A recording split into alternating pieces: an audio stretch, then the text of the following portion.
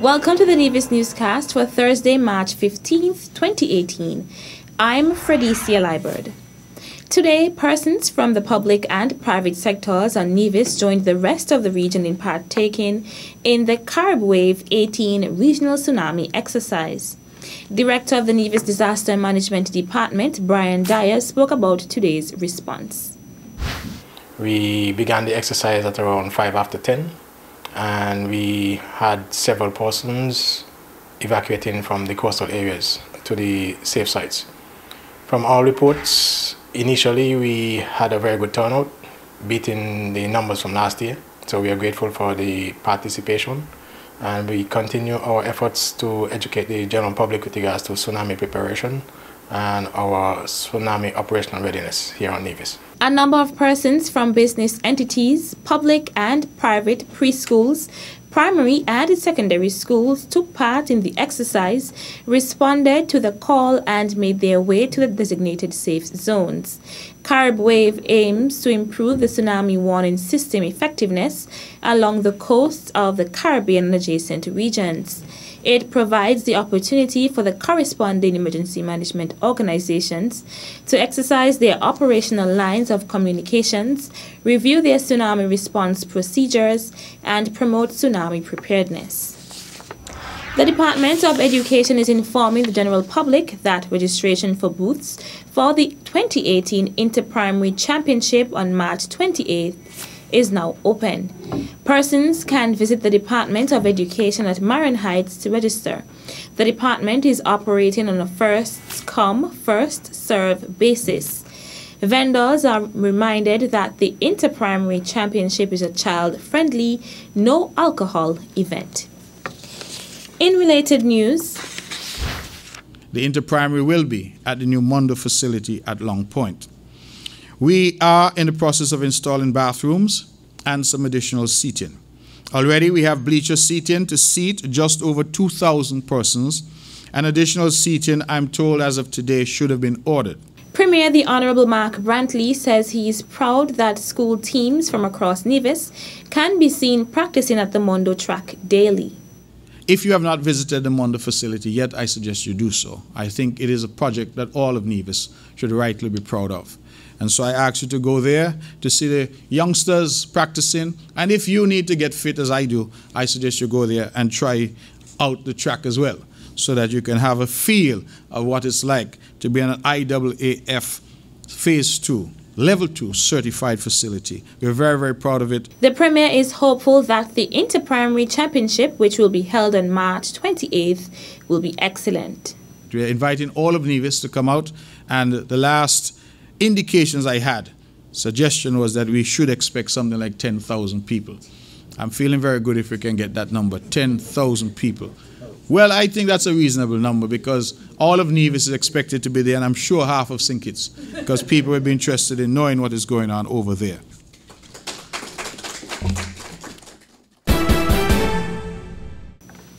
The St. Kitts and Nevis National Marijuana Commission, convened by the Federal Cabinet, is now ready to follow through with the second phase of its work. According to Chief Medical Officer Dr. Hazel Laws, the 12-member commission will seek to ascertain the position of the people of the Federation on the controversial issues surrounding marijuana use through a series of consultative meetings and conduct a national survey to ascertain the prevalence of marijuana use. So in the coming weeks, the National Marijuana Commission will be hosting a series of town hall meetings in each health district in the Federation. At each town hall meeting, the latest evidence regarding the medical, economic, and social implications of marijuana use will be presented to the people and citizens of the Federation, and you will be given an opportunity to share with the Commission your position on this controversial topic. The dates of these town hall meetings will be well publicized. We are inviting everyone to come out, bring along a friend or relative, be informed about the issues of marijuana use, and participate in this national debate. In addition, the National Marijuana Commission, in collaboration with the Department of Statistics, Ministry of Sustainable Development, will be conducting a national survey to determine the prevalence of the use of marijuana in the Federation. The justification for this national survey is that the study will provide essential information that will inform us about the scale of use of marijuana.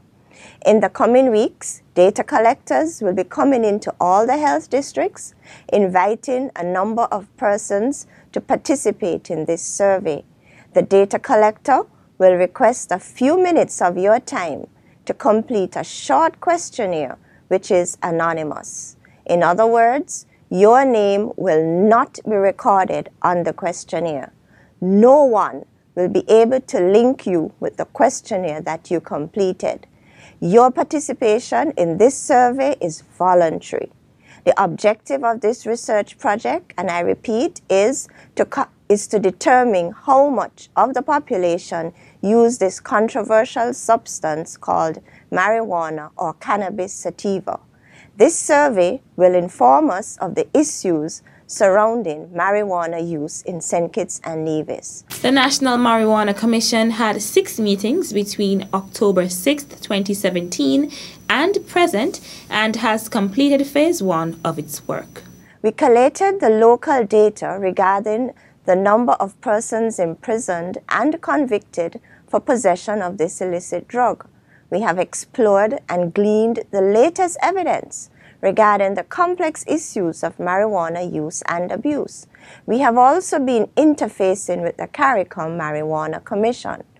3 members of the CARICOM Marijuana Commission came into country, and on November 16, 2017, we facilitated 4 consultative meetings which they chaired. The third and final phase of the work of the National Marijuana Commission will involve summarizing the findings of the national survey and producing the final report to inform Cabinet. Still to come, qualified nationals of St. Kitts and Nevis invited to apply to fill the vacancy of health planner. The details after this break. As a fisherman, I use the marine resource wisely so I can conserve our biodiversity, so I can fish for life. It's all about balance. I preserve biodiversity by the way that I farm.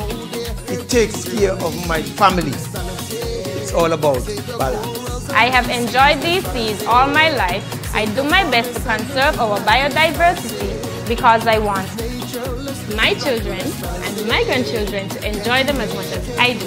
It's all about balance. I'm a park ranger, and my job is to properly manage our protected areas and conserve our biodiversity. It's all about balance. Youth, let's play a part in conserving our biodiversity and maintaining our natural resources. It's all about balance. For life, for livelihood, for the future of St. Kitts and Nevis, let's all conserve our biodiversity and use our natural resources wisely. It's all about balance. I cannot miss this festival this year. I gotta be there. Gotta be there. Gotta be there.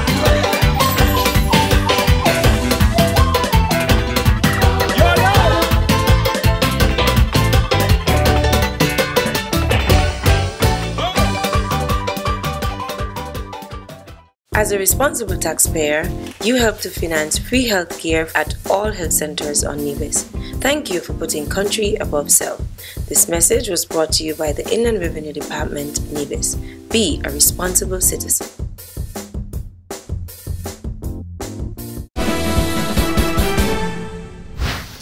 Welcome back. The Human Resource Management Department, on behalf of the Ministry of Health and Social Services, is inviting suitably qualified nationals of St. Kitts and Nevis to apply to fill the vacancy of health planner. Applicants should possess a master's degree in healthcare administration, health planning or related field from an accredited college or university. The candidate should have at least 7 years' experience in healthcare management and the ability to work in a fast-paced environment.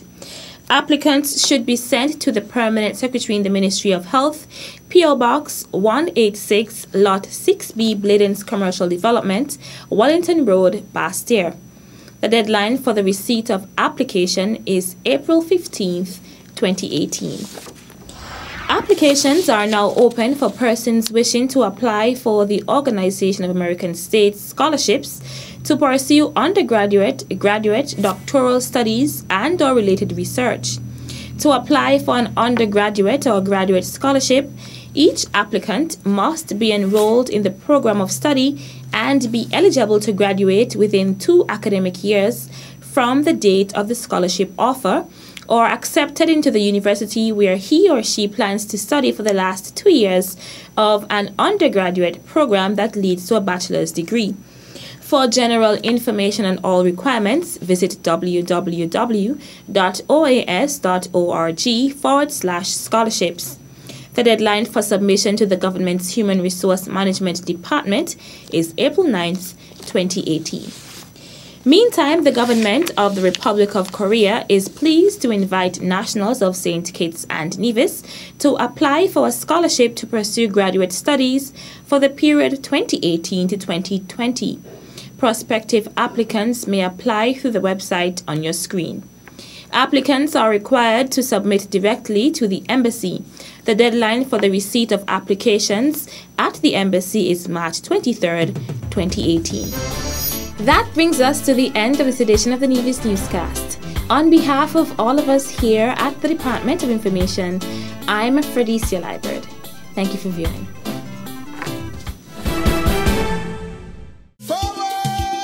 Known as Uwali, land of beautiful waters by its native inhabitants, and later nicknamed Queen of the Caribbean by British settlers, Nevis has long relied on its natural prowess and resources to create livelihoods for its people. The people of Nevis have long remained connected to the gifts nature has bestowed. As an ambassador of this majestic island, it is my duty to encourage my people to nurture, preserve, and protect what makes us unique as a people and strong as a country.